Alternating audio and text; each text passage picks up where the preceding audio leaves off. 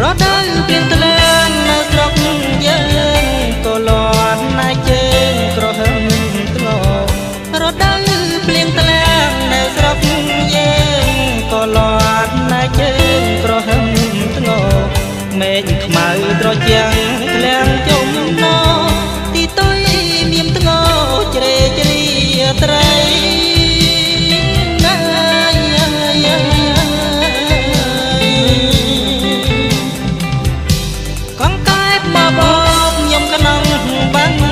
ស្រែយំ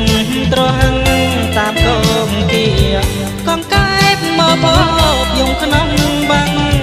ស្រែយំត្រហឹងតាមដងគៀប្រលឹមស្វាងរាំងព្រះសូរយានាងស្រែ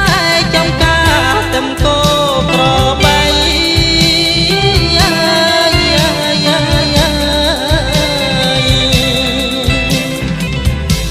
នឹកឡើងសែនស្នាយអនុស្សាវរីយ៍កាលយើងទាំងពីរនៅក្មេងវ័យនឹងឡើងសែនស្នាយអនុស្សាវរីយ៍កាលយើងទាំងពីរនៅក្មេងវ័យបងណាត់ជួបអូនក្រោមដើមជ្រៃទួចងំត្រីថ្លៃហែលទឹកថ្លាឆ្វេ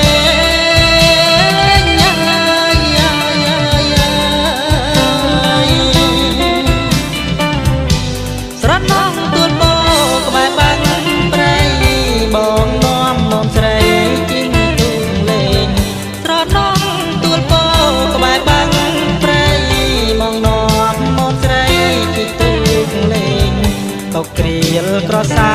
ស្រែកក្ដែកក្ដែកអាកុសលចំបែកឲ្យយើងព្រត់ឆ្ងាយ